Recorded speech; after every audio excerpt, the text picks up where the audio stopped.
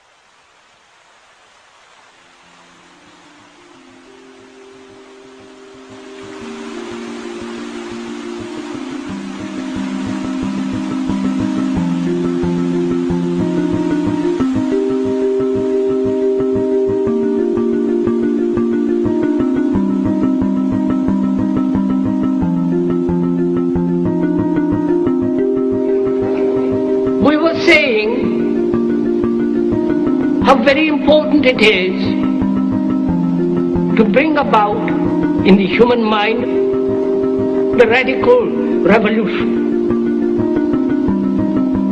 The crisis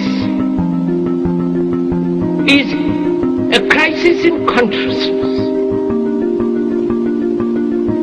a crisis that cannot anymore accept the old norms, the old patterns, the ancient traditions.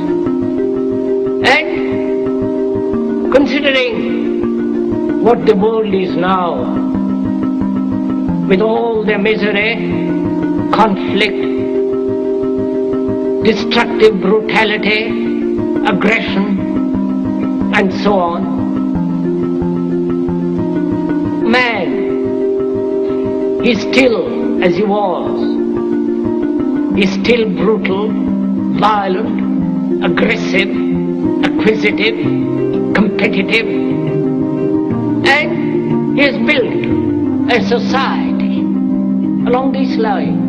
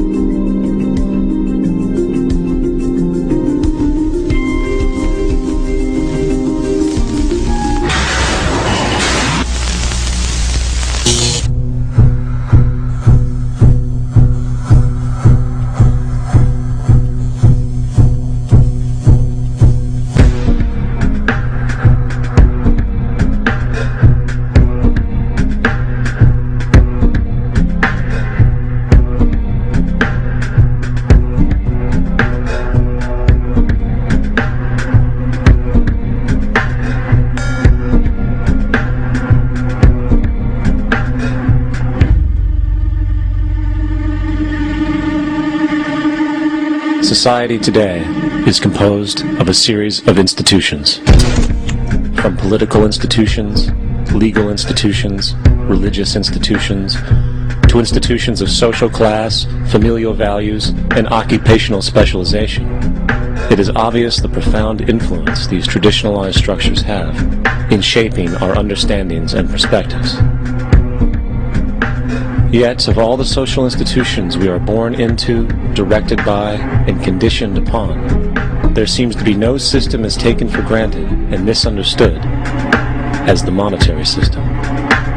Taking on nearly religious proportions, the established monetary institution exists as one of the most unquestioned forms of faith there is. How money is created, the policies by which it is governed, and how it truly affects society are unregistered interests of the great majority of the population.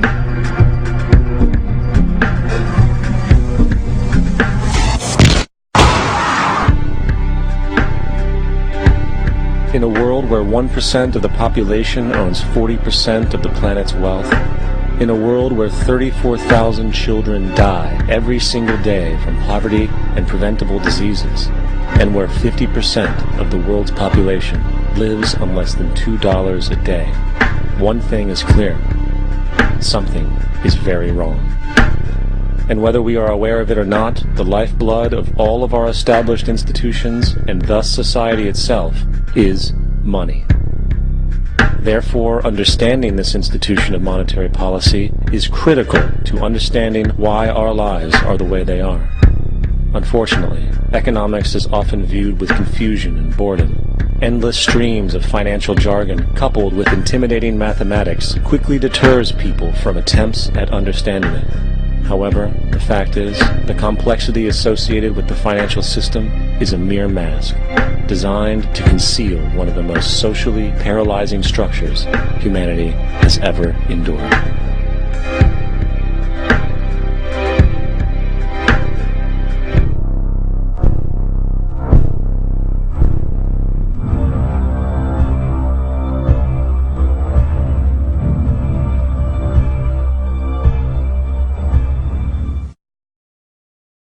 A number of years ago, the Central Bank of the United States, the Federal Reserve, produced a document entitled Modern Money Mechanics.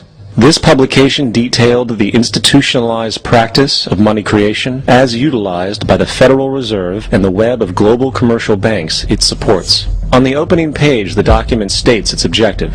The purpose of this booklet is to describe the basic process of money creation in a fractional reserve banking system. It then proceeds to describe this fractional reserve process through various banking terminology, a translation of which goes something like this. The United States government decides it needs some money, so it calls up the Federal Reserve and requests, say, $10 billion. The Fed replies, saying, sure, we'll buy $10 billion in government bonds from you. So the government takes some pieces of paper, paints some official-looking designs on them, and calls them treasury bonds. Then it puts a value on these bonds to the sum of $10 billion and sends them over to the Fed. In turn, the people at the Fed draw up a bunch of impressive pieces of paper themselves, only this time calling them Federal Reserve notes, also designating a value of $10 billion to the Fed. The Fed then takes these notes and trades them for the bonds. Once this exchange is complete, the government then takes the $10 billion in Federal Reserve notes and deposits it into a bank account. And upon this deposit, the paper notes officially become legal tender money, adding $10 billion to the U.S. money supply. And there it is. $10 billion in new money has been created. Of course, this example is a generalization, for, in reality, this transaction would occur electronically, with no paper used at all. In fact, only 3% of the U.S. money supply exists in physical currency. The other 97% essentially exists in computers alone. Now, government bonds are, by design, instruments of debt, and when the Fed purchases these bonds, with money it essentially created out of thin air, the government is actually promising to pay back that money to the Fed. In other words, the money was created out of debt. This mind-numbing paradox of how money or value can be created out of debt or a liability will become more clear as we further this exercise. So, the exchange has been made and now $10 billion sits in a commercial bank account. Here's where it gets really interesting. For as based on the fractional reserve practice, that $10 billion deposit instantly becomes part of the bank's reserves, just as all deposits do. And regarding reserve requirements, as stated in modern money mechanics, a bank must maintain legally required reserves equal to a prescribed percentage